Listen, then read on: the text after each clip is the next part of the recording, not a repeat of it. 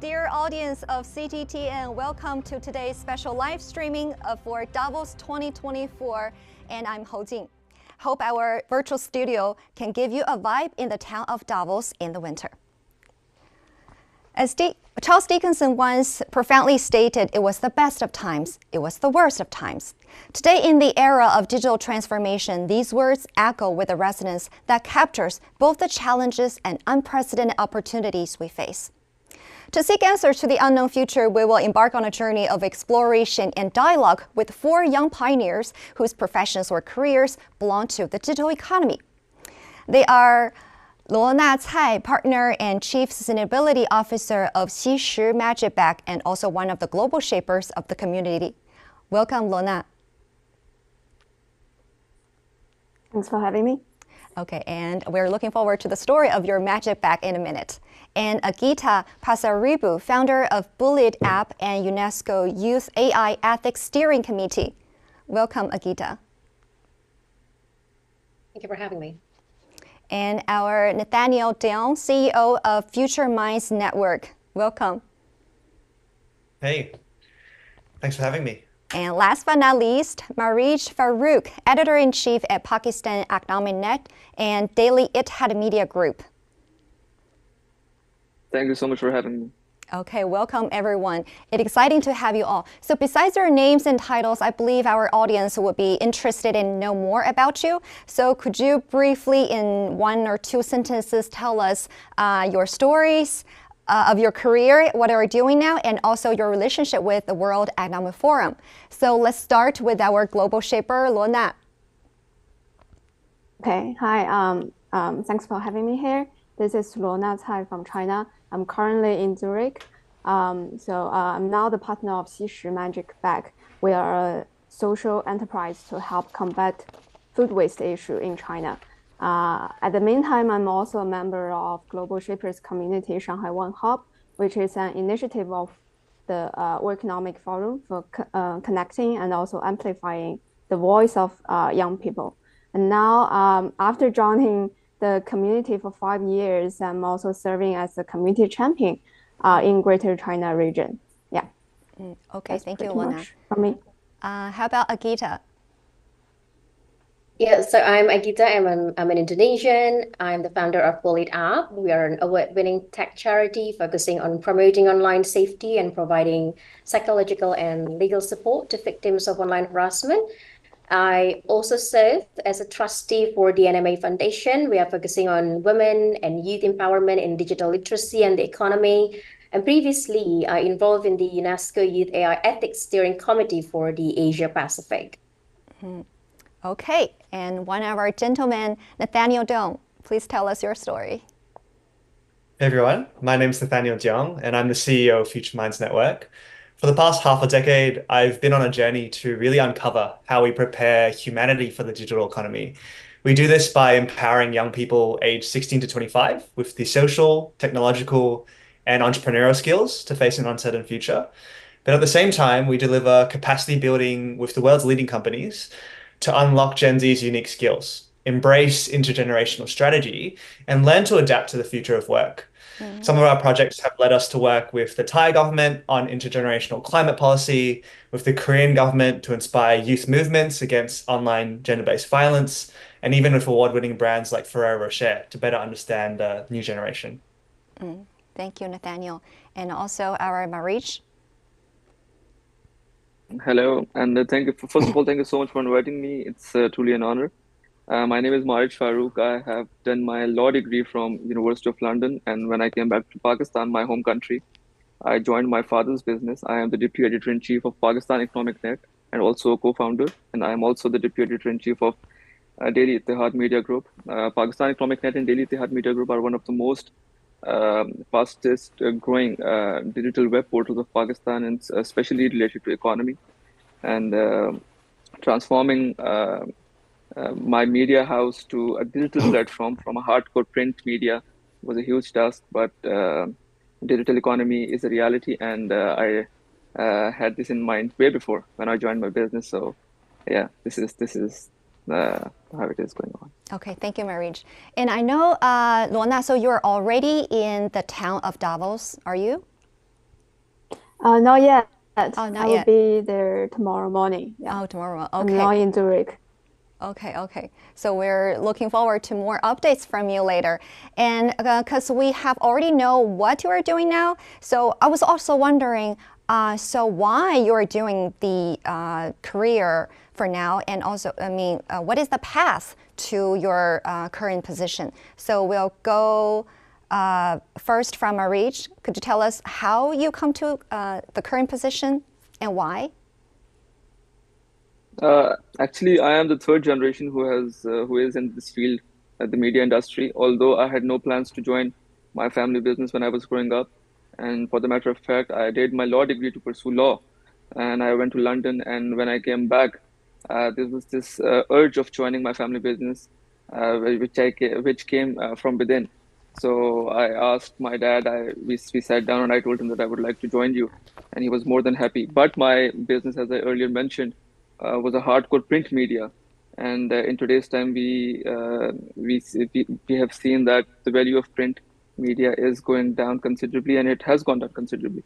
So I decided to establish the digital side of our media house, and I guess it's been 4 years now, and it has been an amazing journey working with so many people, people of different ages, people of different backgrounds. So it's an amazing journey, and although I had no plans to join my family business, but here I am enjoying.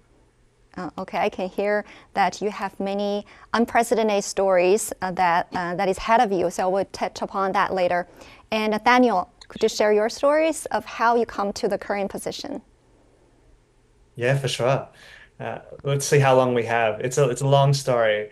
Look, my journey started almost 7 years ago now, and we started from I guess a personal pain point that I experienced. I remember graduating high school and looking to the future and just being so uncertain. I felt that I'd been in a schooling system for a decade and I was coming out with it without the skills that I needed for the future. And I didn't know whether I could get employment or not. And so the very first thing that we started was delivering these employment trainings for young people to learn the skills that they might need to get into the future. Over a long time of running these programs, we had astounding results. We had students build 3D printing businesses during COVID to curb the COVID crisis. We had people building charities to tackle isolation for the elderly. And we had these amazing young people who are not only getting into employment, but creating their own. But we came to this epiphany that even if we upskilled all these young people, if businesses and institutions didn't understand how to work with these same young people, they would still be out of jobs.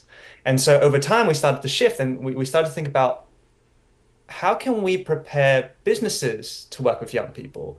Because today we know 2 in 3 businesses are struggling to attract and find the right talent. Why is this the case when there's record rates of youth unemployment everywhere? And so we started to work with these companies to understand how to work with these generations and unlock their unique skills. And so we've sort of landed here today after a long journey of discovery, empowering young people with the skills they need for the future, but also empowering companies to adapt to the future of work.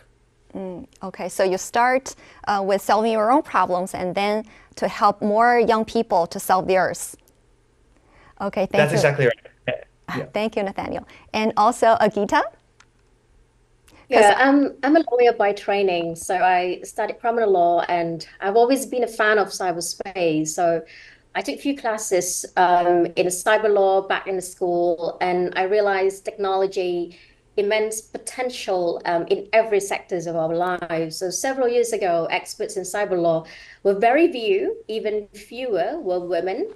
And soon realized, I think in the middle of COVID-19, we realized we simply do not really have a way to modernize a kind of an old field, which is the legal aspect and psychological. People has to go outside from their home to really find a support, to really find, psychological and legal support. So really the idea it's simply to create accessible online support in the way where you can actually really find support and you have to be at your own home.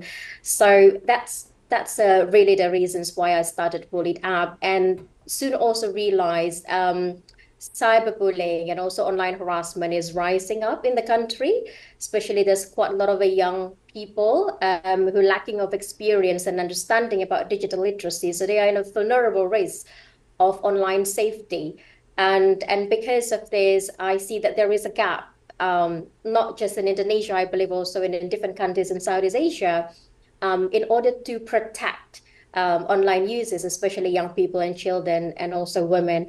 And I think the other reasons as well, I see that cyber law experts in the country is less, especially being a woman as well, especially being a woman in the country. But the fact that Indonesia rapid growth in the tech sector, sort of kind of like placing us in the sixth largest startup ecosystem globally, but this growth doesn't really reflect the gender disparity in the STEM fields, where women like myself are underrepresented.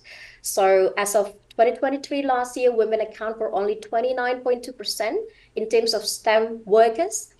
But the fact that the demand for cybersecurity, software development continues to grow, but 90% of leaders struggle to recruit and retain a talent. So this is another side of an NMA foundations that we also do.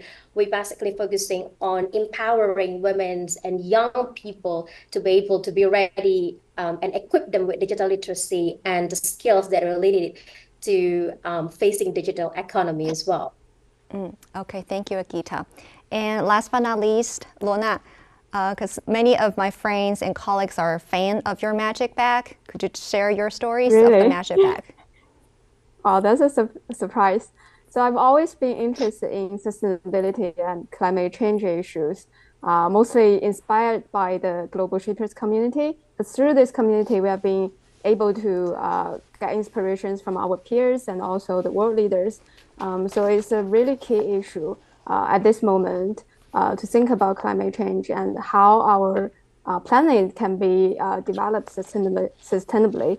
So during the time I was a curator of Shanghai Hub, I initiated a project called Fantastic Food and Where to Find Them. It's like Harry Potter's Fantastic Beasts and Where to Find Them.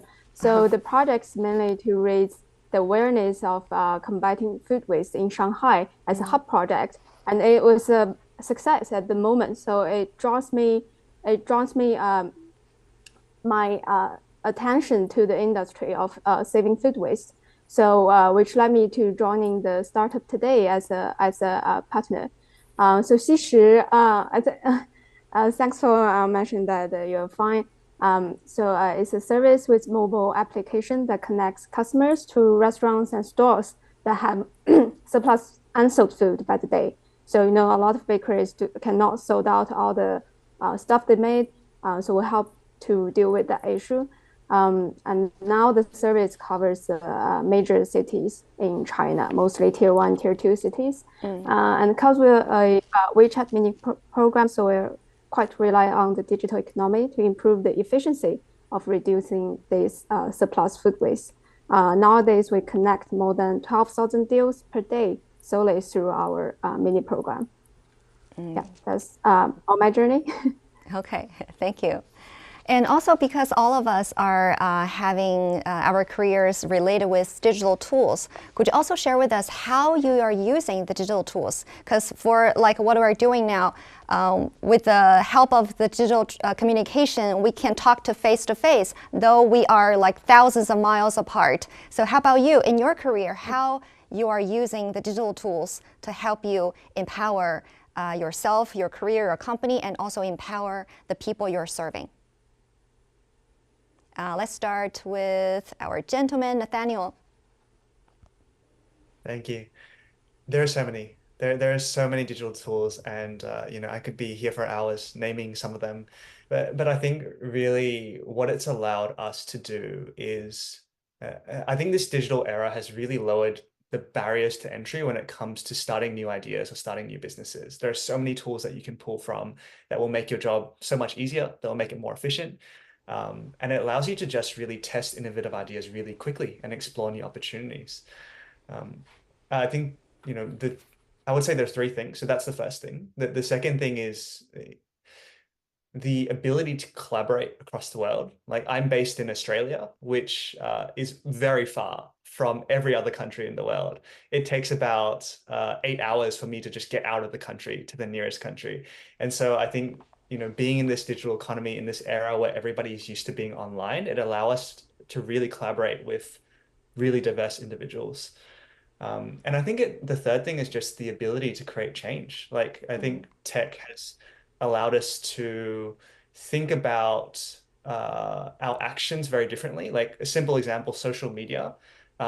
We see a movement of people using social media to advocate for issues, to share information about how to enact change and to engage in more meaningful conversations. Of course, there is a dark side to technology with everything, but I think it's definitely sort of opened up some opportunities for us to connect more and raise awareness and do things a lot more efficiently. Thank you, Nathaniel. And also our another gentleman, Marich, how about you? What kind of digital tools are you using for your daily life, especially the most influential one, the ChatGPT? What are you using the ChatGPT in your daily life so far? See, actually, I belong from a content creating industry, and I would be very honest, tech advancement has made my life and my business's life very easy. As you have mentioned, ChatGPT, the work which my team used to do in like 2 to 3 hours, it has now reduced to like 20, 25 minutes. And yes, we do use ChatGPT, but the problem with ChatGPT is that on one hand, it's very handy, it's very easy to use, but you have to brainstorm even then, because if you don't, and if you only rely on ChatGPT, then things can go wrong if it's not used correctly. And apart from ChatGPT, for content creating, there's this app which I believe everyone is using these days. It goes by the name of Captions. For quick captions, for small videos, for YouTube Shorts, for TikTok videos. It's very easy, and I still remember that when I was in London, people used to take like 2 to 3 hours to write captions for the videos and YouTube videos. But now things have changed. Then the voiceover applications for video creation, it's actually it's very cool. And for me, mostly the time reduction. These apps have made my life easy in that regard. Like wasting time on research and research and research. Now you can, put the right words, the keywords in ChatGPT and in many artificial intelligence apps. So things are now easy for me and for my media house. Yeah. Okay, thank you. And also, Lona, because I know your Xishi Magic Bag is an online platform, so there is no limitation of physical position of your working style. So I was wondering, how was your daily lifestyle like? Do you have like stay in the office or acting like many young people, being a digital nomad? Now I mostly stay in the office because we have business development people around China. So they're all in different cities, but it's a huge challenge when we come together, and because we need to work like virtually and collaboratively at the same moment. So that's a challenge for us. We use a lot of digital tools like Lark as a business instant messaging platform. But being an employee, employer, we always think about how to encourage and integrate the AI in my employees' daily work. For example, because we need to create a lot of contents on social media. So because we have been launched in more than 40 cities. For every city we launch, we need to write an WeChat official announcement article. But now since we have enough articles and we can kind of fit all the articles to ChatGPT, and they can have our own style, so we can ask ChatGPT to generate these contents for us with much more efficiency. Okay, thank you. And also, Agita, how about your story of using the digital tools? I am a big fan, definitely. I think that's the first time I woke up in the morning, definitely I check my phone. But it's a very unhealthy relationship. But what can I say? We are a tech charity, we are serving everyone through remote, and all of our team basically remote based. And I think when we speak about AI, when we speak about the large language models, generative AI, I also heard, I think a couple of days ago, about a large action models. It's just massive. That's the new thing. Basically, it's like a mini virtual assistant. It's sort of further blurred the lines between human and machine capabilities. So the future, it seems like very endless about the AI and with different models. But I think on a daily basis, because my work personally, I involve constant learning and doing quite a lot of presentations. So ChatGPT has been a very valuable tool summarizing research, news updates. And for me personally, it's just fascinating to see different perspective from AI tools like ChatGPT, Grok, Bard, Bing. I use all of them. And each revealing unique angles of answers, even though I actually ask the same question. So it's just a very it's a very unique. But I think one thing that I also always emphasize to my team, I know that there's quite a lot of different aspects. AI helps us in our job in daily basis, but it shouldn't be. I think it shouldn't be changing our human creativity and emotional intelligence. And it's important to understand there is a limitation that particularly concerning on the ethical considerations like transparency and bias, because sometimes it's just literally put any status, any stats that they can put on the internet. So I think it's a very important. And if I can add another one tool, and I've been very, very grateful for that, and they integrated a new AI, it's Canva. I'm using Canva on a daily basis. It's such a game changer for creating impactful presentations. Okay, thank you, Agita. Because as you mentioned, AI has helped us a lot in summarizing, searching, and other functions. And knowledge seems to like not that important because it's so accessible. So without that keep in mind, what do you think are the strengths the young people should foster for themselves to face the new era? Like, if the knowledge is not important anymore, what are the other capabilities that are becoming more important? Let's start with Nathaniel, because I think that is the area you're working on. Yeah, it's a giant question with lots of complexity. I think I wouldn't say that knowledge is not a problem yet, but rather I would say that we have an influx of knowledge, but no way to translate it and no way to filter it to determine what is high quality information and what is not high quality. And so my answer to your question would really be, I think what we really need for young people is we need to have some sort of digital literacy, which helps people understand the consequences of using technology and where the inputs that they put into technology actually goes. We also need to have a better way of, I guess, understanding how do we decipher what is real and fake online? What does that look like? What are the red flags? And how can we ensure that we don't spread this misinformation? I think two are the biggest things, really, because it's not an issue of young people not knowing how to use technology in terms of how to press a button or how to, have a certain function come out when you use a device. The issue is more, how can we use these devices for good and prevent as much harm as possible? So I would say those two skills are probably the biggest things that young people will need to sort of adapt to in the future.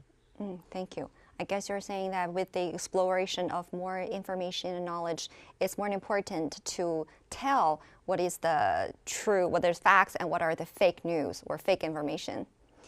And how about Lona? Yeah. I think as young people, we do have an advantage because we are born with digital skills. We're like a quick adopter and quick learner for the young generations. But at the same time, I think we need to have more independent thinking and creativity, because we are too relying on the search engine and generative AI. So I think the most difference between human beings and AI is the ability to create from nothing. So because AI needs a lot of information to fit to the machine, but for humans, for young people, we need to have more creativity, the ability to generate from nothing. Okay, thank you. You mean the AI still needs input of humans to generate more content. And how about Agita? I mean, I think in the era of digital economy, young people are at the forefront of the digital economy. I mean, we are offering fresh perspective, innovative ideas. We actually the biggest users of social media, gaming, even online dating platforms. So, but yes, however, I think we also face a kind of a unique challenge because lack of experience and vulnerability to online race. And I think the highlight it's really to put a digital literacy and understanding of the cyber ethics are vital in harnessing young people potential and ensuring their well-being in digital landscape. So I think it's the responsibility of everyone, public and private sectors definitely should realize that young people's safe and effective participation in the digital world is not just an investment of their future, but also in the future of digital economy itself. So it's really focusing again to the access of digital skills, digital literacy, and making sure that young people are feeling inclusive and safe on the online environment. Okay, thank you. Because the online environment is becoming more open to different sources of information and also maybe the comments of different people. So it's very important to keep them feel safe in such an environment. And how about Marich? See, today's generation being born in the era of digital economy, they have an advantage of being tech savvy. They have new ideas. They are adaptable to new ideas, new trends, which are going around the world, and they are lucky, in my opinion. But one thing is for sure that knowledge will always be there. Knowledge will have to enhance. And one thing people and youngsters should keep in mind is that they will have to be, and they should always be ethical. And the use of, social media and technology should always be ethical, because without ethics, things can go north anytime, and things can go south anytime. And they will have to keep in mind that if they are using technology, for the matter of fact, even if they are using some AI apps, some cameras, some AI cameras, AI generated voiceovers, ethics should always be there, because what I am experiencing right now in my country, in Pakistan, social media has opened up for everyone, and the younger generation, they are using social media on almost daily basis. They have everything there, the world is open for them, but they don't know what to do. What are the ethics of these artificial intelligence? What are the ethics of internet? So we youngsters, we need to tell them that always and always be ethical, never compromise on on your ethics, on your morals, and make sure that fake information is away from you, because fake information will cause problems in future. Okay, thank you, everyone. So as I noticed, many of you have already stepped up to the management position of your career. So I was wondering, especially some of like Nathaniel and Lorna, you're already in the C level of your company. So I was wondering, how do you see the leadership for young people? And especially for some young people, maybe you have to manage those people that are older than you. So in that moment, how do you see the leadership and how do you foster the confidence in yourselves? Let's start from Lorna. I think for me, leadership also means authenticity. So be who you are, because for young people, like we are kind of lack of experience comparing to the elder employees. But be who I am, and represent my age group, because we do represent a large population and who will become the next generation of the main consumers. So and maybe it's not just Gen Z and also people who are born after 2000. So in the end, I feel like I cannot create something which is not me. So I will just be staying true to myself, being authentic, and create either the branding or the marketing contents for my generation. So how I build confidence. I want to be authentic here because I sometimes feel lack of confidence sometimes. But as long as I'm a quick learner, I can learn from others' experience and knowledge. I think it's enough for me. And at the same time, I also meditate a lot. So I get myself the support from the peers and also from myself to create more confidence during my work. Yeah. So you use meditation to help you. Meditation and also talking to peers. Talking to peers. Okay, to share your concerns, your worries, and then maybe your friends will give you the way out. Okay, and Nathaniel, because I noticed from your background, you may have many chances to communicate with people that is way, quote unquote, higher than you, and their status, quote, higher than you. For example, I noticed you have some cooperation with a company like Gadier. So how about your story? How do you overcome the inconfidence sometimes? Yeah, that's a really good question. Look, I think at the core of it, I couldn't agree more with what Lorna has said. It's really about embracing the unique skills and your authentic self. For me as a leader, it has been, a journey and a challenge. Because when it comes to stepping up in these spaces, often the question is, who are you to be leading this? What do you bring to the table? And I think the reason we often have this question is because when we look at experience or expertise, we only, as a society, really value industry expertise. It's only been until recently that we've acknowledged that lived expertise is really important. When I talked about lived expertise, it's the unique life experiences that we've had that have shaped who we are and give us a really unique perspective on the world. So I think for me, it's been realizing that everybody has unique skills and fresh ideas and new perspectives to bring to the table. The challenge is how do we bring together all of these ideas to create magic together?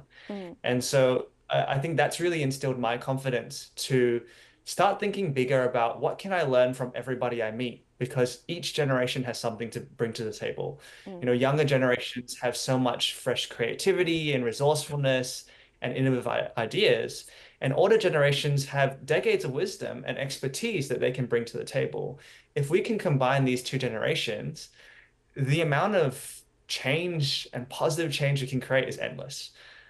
So that's really been my secret, if you will. Oh, thank you. It's like everybody is like a dot, and it takes courage and intelligence to how we can connect those dots to make a piece of art. Okay, thank you, Nathaniel. And how about Akita? Yeah, I resonate a lot as well with Nathaniel. I think leadership to me, it's about understanding diverse perspective and bridging generational gaps. In my field, this also means working with a mix of generations, from Gen Z, my staff, the volunteers, Gen X, the boomer, the government officials, the donors. And as a millennial myself, I've learned that effective leadership transcends age differences. I think it's about connecting with people on a fundamental level. And I guess it's building confidence as a leader hasn't always been as straightforward. There were times when I doubted my abilities, especially being a young leader in a traditional older field like law. And I found that confidence grows from deep understanding of the subject, whether it's grassroots initiative, high level advocacy. Knowing your field inside out is so crucial. And I know that this knowledge doesn't really come overnight. It's the product of extensive research, hands-on field work. I think also building trust and a relationship with your team. I learned a lot, and actually I'm learning a lot from my team, their insights, their experience, their perspective. And this collaborative approach not only builds my confidence, but also fosters a kind of a sense of collective accomplishment. So I think overcoming self-doubt is a journey, and for me, it's been about staying committed to continuous learning and building strong, genuine connection with those around me. That's really is, I guess.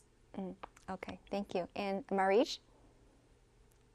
It's a very good question, I must say. And being leader is not only to capture the top spot.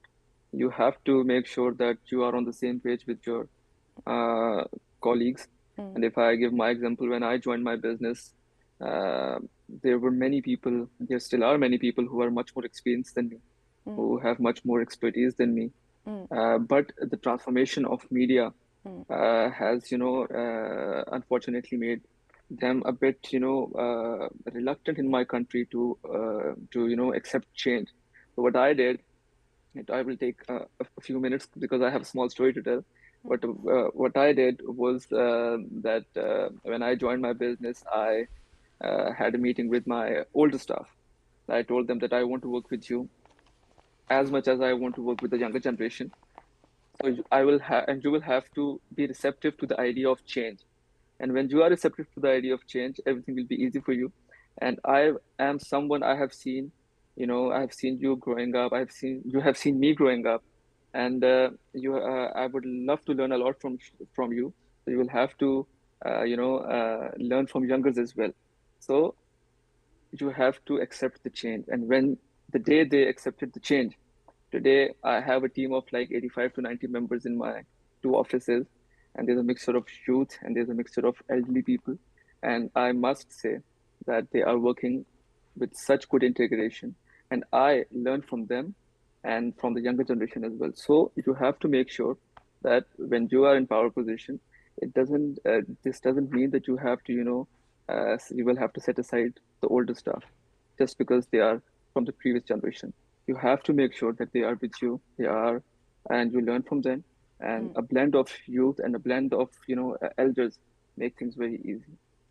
Okay, thank you, everybody.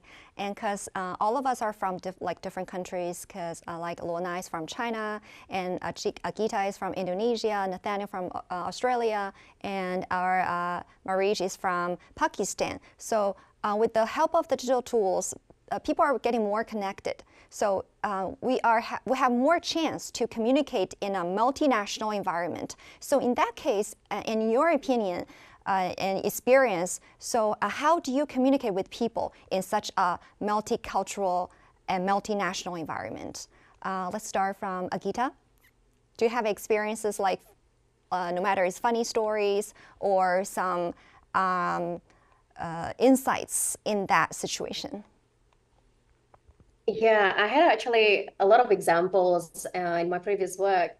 Previously, we had a project, we had a team members from 5 different continents, and the challenge was really to find a common ground that catered to everyone's communication preferences. So some comfortable with emails, some towards a group chat, and we finally being able to adopt a flexible communication strategy while email remained a formal channel for sort of official communication. We integrated group chat for informal interactions.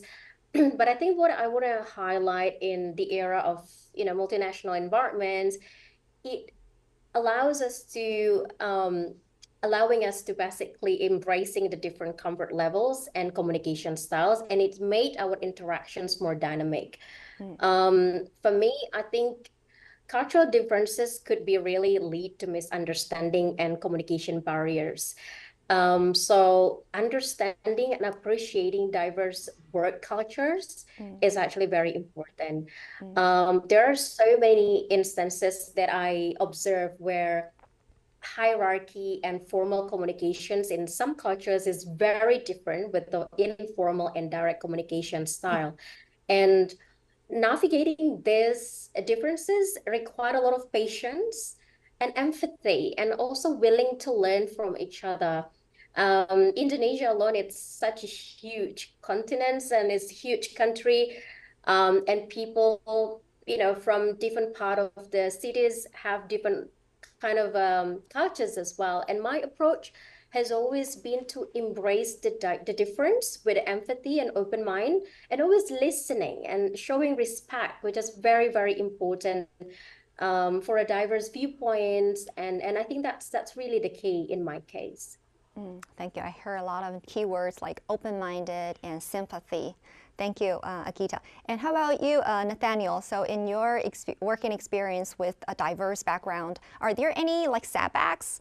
And how can you overcome such problems in that multicultural and multinational situations?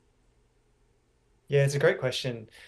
And I can speak to, I guess, that multinational context. One of the projects that I was working on recently, we worked with this large multinational company who was an industry leader in their field. And they had offices in 11 different countries. And one of their issues was they couldn't create the right culture where younger generations wanted to stay long enough within their company. And they didn't understand why there was conflict between older and younger generations, preventing them from doing the best work that they could do to be able to really expand across their region. And we sat down with them for a very long time to sort of nut out what the issues were. I think what we really came down to was there's three ways that are really important to keep in mind when you want to collaborate in this sort of complex environment. The first thing is being really open-minded and being able to unpack those different cultural differences, the different generational differences that people have. That means labeling them, being able to actually identify this is, where we might have, different opinion when it comes to, let's take, for example, lateness in different cultures. Being late might mean being 15 minutes late. To other cultures, being 3 hours late is totally normal.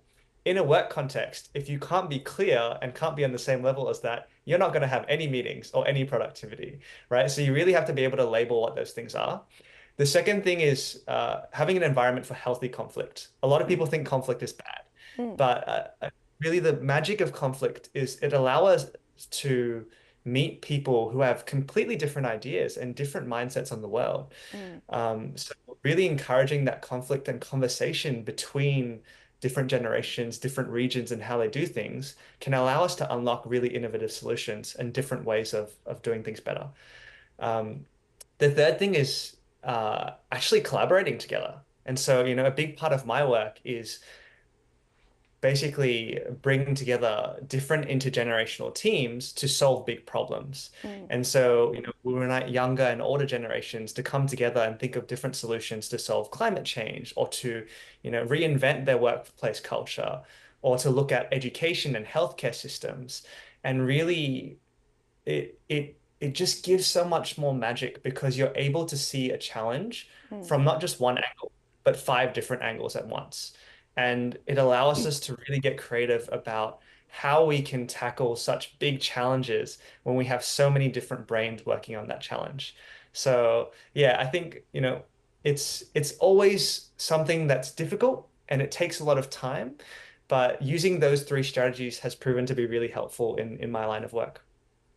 Okay, thank you, Nathaniel. I really like the idea you brought up about that a lot of people that they are worried about these conflicts, but actually some conflicts are healthy for further communication. Yeah. Okay, and how about you, Marich? See, I myself have always enjoyed working with my peers from different countries and different regions. You just need to make sure that you respect their culture, and once you get used to it, everything goes smoothly. And as Nathaniel very rightly mentioned, conflicts are very important at times because if there are healthy conflicts, you get to know about each other more, and it's more of a conversation maker. And healthy conflicts, give more ideas, and more ideas are better for the partners working together. So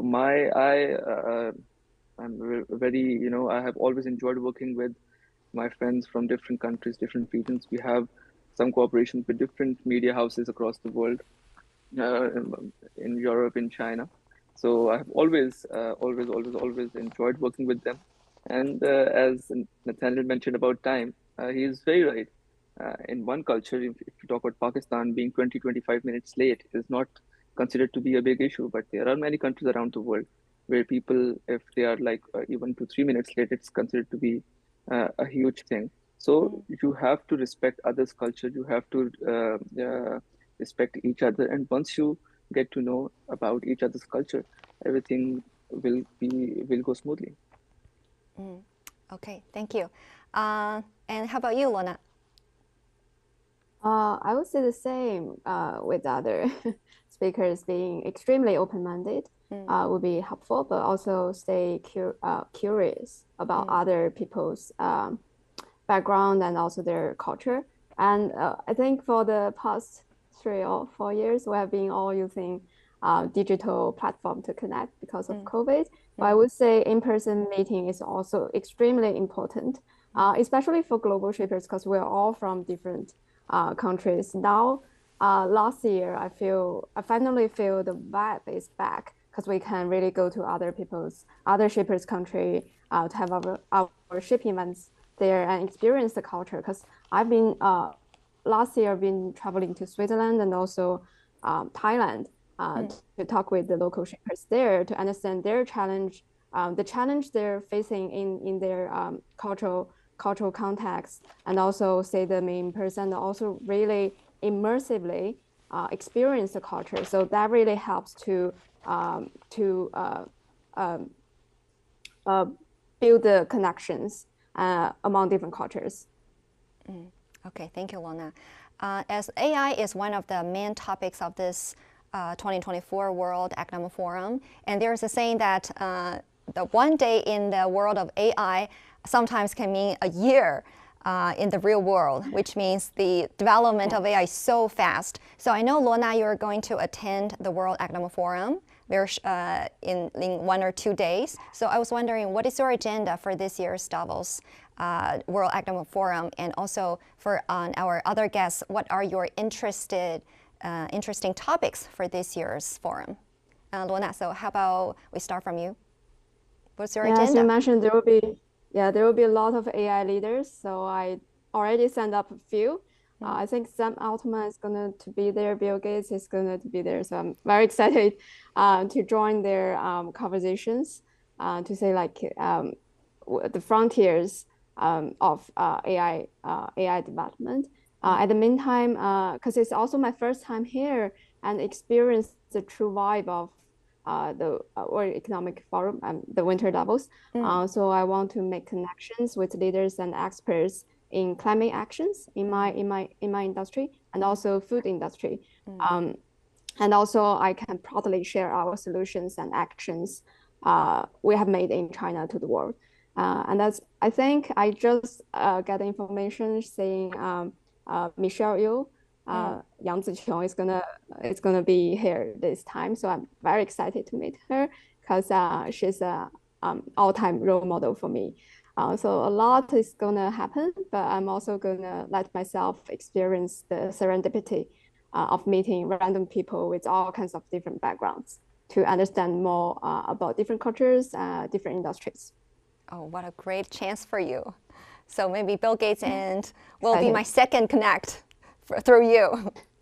And how about our 3 other guests? What are your interested topics for this year's World Economic Forum? Agita? Yeah, sadly, I think our president is not going to Davos this year, but I know that Minister of Finance, Ibu Sri Mulyani, it's going to be there, and she's going to speak pretty much about the creating a job in a digital economy. So I think that's also my expectation, quite centered on the global collaboration and digital skills, ethical AI, and then I think gender inclusivity in a technology. We've heard a lot, and I think last year the World Economic Forum also created a lot of new research in terms of the ethical AI. So I would love to see how the policies, the framework to promote ethical AI development, prioritizing digital skills, digital safety, and support the inclusions of underrepresented groups in the tech industry. And just really looking forward to see the discussions and lead to really implications, like the real implications, to address social issues. I think especially in the developing countries, bridging the digital divide and ensuring that technology progress to really benefit everyone. Thank you, Geeta. And Nathaniel, how about you? What are your most interesting topics for this year's forum? There are so many. I'm incredibly excited to see it all unfold. I know there'll be incredible speakers there too. I think for me, I really want to see a strong commitment from Davos, where we start to talk about the investment in skills building and capacity building for young people who are being raised in the digital economy, particularly when it comes to, groups of marginalized communities. I think very much this topic of bridging the digital divide has been around for a very long time. And we keep throwing around this concept of the future of work. But we don't have very strong solutions for them, and we don't have strong investments in how we're educating and raising awareness and building the skills for us to actually face this future that we don't understand. And so I really want us to have a very focused approach on how we do that. But also, I think something I'm really interested in is how institutions themselves are also thinking about preparing for the future of work. I really want to see more about what they're thinking and what they think are some of the biggest challenges. And hopefully, open up some of their minds to the different ways they can collaborate with new generations. So plenty to sort of uncover there. Okay, thank you, Nathaniel. I'm looking forward to the forums you mentioned as well. And how about Marish? There are many topics which I would love to hear from Davos, but mainly I'm hoping that there will be a discussion on the advancement of technology and AI, which we have seen in recent times that it has emerged. So there should be some discussion to make these platforms, artificial intelligence and technological advancement, healthy for the future generations, because I guess it's high time that the global leaders discuss on this topic, because if we don't talk about it right now, it will become a huge mess in the future. So hoping for a healthy environment for artificial intelligence, healthy environment for people and youngsters who are using artificial intelligence and who are born in the era of technological advancement. Thank you, Marish. So after our today's discussion, all of us are going to start our real odyssey of experience in the real world. So I was wondering, at the beginning of the year 2024, so I want to know, what are your New Year resolutions for this year, and what are the big changes or small changes that you want to make for this year? How about let's start from Geeta. My resolution this year, it's actually considered very shallow, but I would love to be more connected with people face to face in person. I think for the past few years, the connection has been always through technology, so it feels really far from everyone. So we just started to travel again last year, and I would love to continue, travel again. And as I think Luna mentions as well, embracing the culture. So this year, the resolutions for myself is really to connect more with people, connect more with my family, with my team. And then I want to make sure that basically, I think the tech charity that I founded, really getting the opportunity to be able to work with multi-stakeholders. We've been working very much towards the grassroots, with teachers, with parents, and also with the government level, but we're still lacking connections and the spot to really work with the platforms.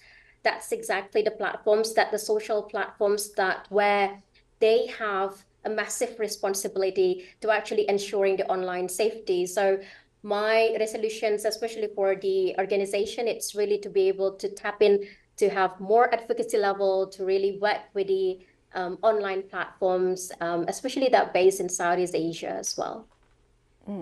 Okay, thank you. Lorna, how about you? Are there any big changes or small changes you want to make?